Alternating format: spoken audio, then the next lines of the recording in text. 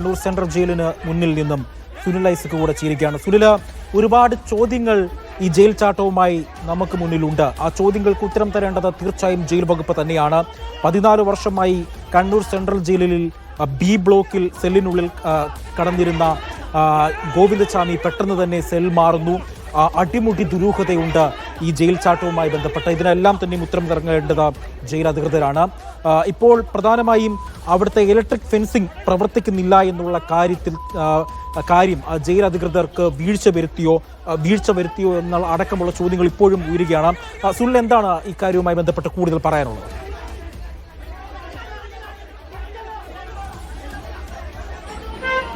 Aji, electrical ഫെൻസിംഗിൽ മാത്രമല്ല, ഗോവിന്ദചാമിയുടെ jail ചാട്ടവുമായി ബന്ധപ്പെട്ട് അടിമുടി വീഴ്ചയാണ് കണ്ണൂർ സെൻട്രൽ ജയിൽ അധികൃതർക്ക് സംഭവിച്ചിരിക്കുന്നത്.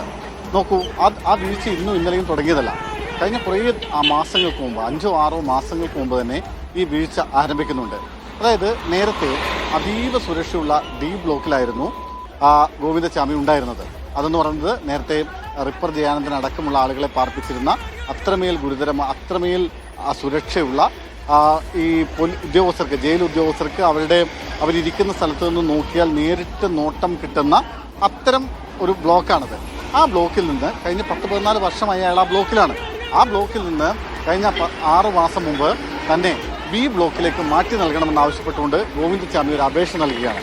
ഈ ബി ബ്ലോക്കിൻ്റെ പ്രത്യേകത എന്താണെന്ന് വെച്ചാൽ അവിടെ നേരിട്ട് നോട്ടം കിട്ടില്ല. അതായത് ഈ പാറാവിലുള്ള ഉദ്യോഗസ്ഥൻ്റെ നേരിട്ടുള്ള നോട്ടം കിട്ടാത്ത സ്ഥലമാണ് ആ സ്ഥലം.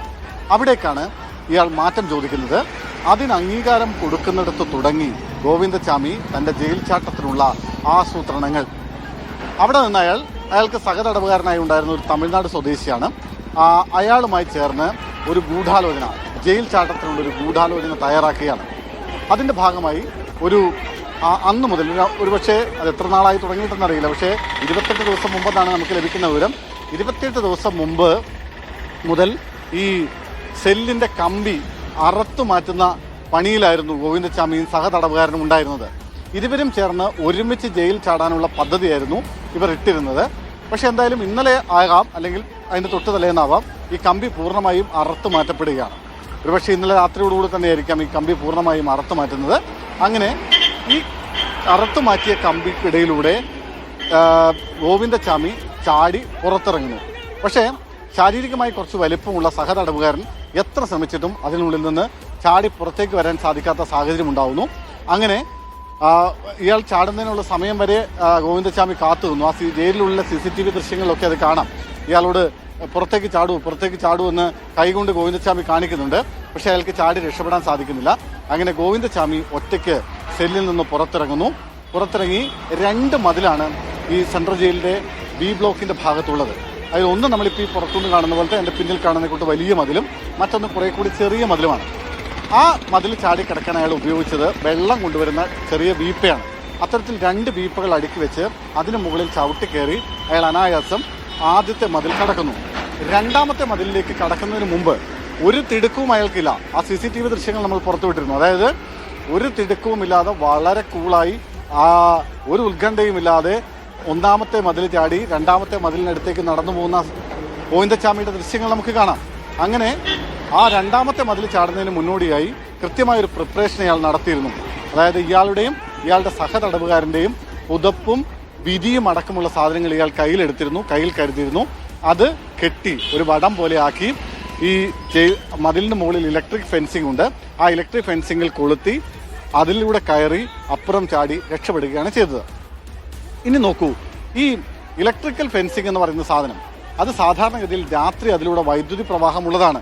പക്ഷേ കഴിഞ്ഞ 5-6 മാസമായി അതുവഴി വൈദ്യുതി പ്രവാഹമില്ല. അതിന് പല കാരണങ്ങൾ പറയുന്നുണ്ട്. ഒന്ന്, KSBക്ക് പൈസ കൊടുക്കാൻ ബാക്കിയുണ്ട്. 2ാമത്തെ കാര്യം പറഞ്ഞതിനപ്പുറത്ത് മതിൽ ഇടിഞ്ഞിരുന്നു. അതിൻ്റെ ഭാഗമായി ആ ഇലക്ട്രിക് ഫെൻസിങ് പൂർണ്ണമായി ഇളകിയിരുന്നു. അതുകൊണ്ടാണ് അതുവഴി ഇത് ഇപ്പോൾ വൈദ്യുതി കടത്തിവിടാത്തതെന്നാണ്. മറ്റൊന്ന് പറയുന്നത്, 2 ഇലക്ട്രീഷ്യന്മാർ വേണ്ട സ്ഥലത്ത് കണ്ണൂർ സെൻട്രൽ ജയിലിൽ 1 ഇലക്ട്രീഷ്യനേ ഉള്ളൂ. അതാണ് കാരണമെന്ന് പറയുന്നു. എന്തായാലും എന്ത് കാരണത്താലായാലും ഇതുവഴി വൈദ്യുതി ഇതുവഴി കടന്നു പോകുന്നില്ല. 10-14 വർഷമായി കണ്ണൂർ സെൻട്രൽ ജയിലിലുള്ള ഗോവിന്ദചാമിക്ക് വളരെ കൃത്യമായി അറിയാം ഇതുവഴി വൈദ്യുതി ഇല്ല എന്ന്. അങ്ങനെയാണ് അയാൾ കടന്ന് പുറത്തിറങ്ങുന്നത്. ഇനി പുറത്തിറങ്ങുന്ന ഗോവിന്ദചാമിയുടെ കോലം നോക്കൂ. ഗോവിന്ദചാമി താടി നീട്ടി വളർത്തി, മുടി നീട്ടി വളർത്തി, സിവിൽ ഡ്രസ് ഇട്ട് നടക്കുന്ന ഗോവിന്ദച്ചാമിയാണ് നമുക്ക് ദൃശ്യങ്ങളിൽ കാണുന്നത്.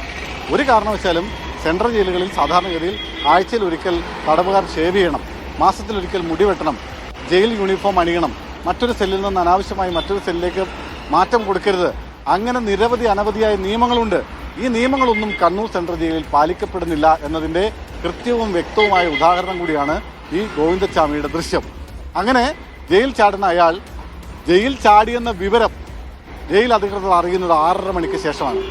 നമുക്ക് കിട്ടുന്ന CCTV ദൃശ്യങ്ങൾ അനുസരിച്ചാണെങ്കിൽ 3:35-നും 3:45-നും ഇടയ്ക്ക് അയാൾ ജയിൽ ചാടിയിട്ടുണ്ടാവണം.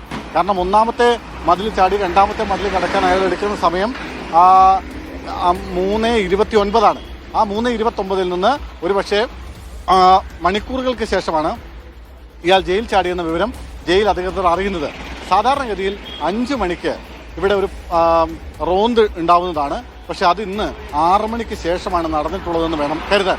അങ്ങനെ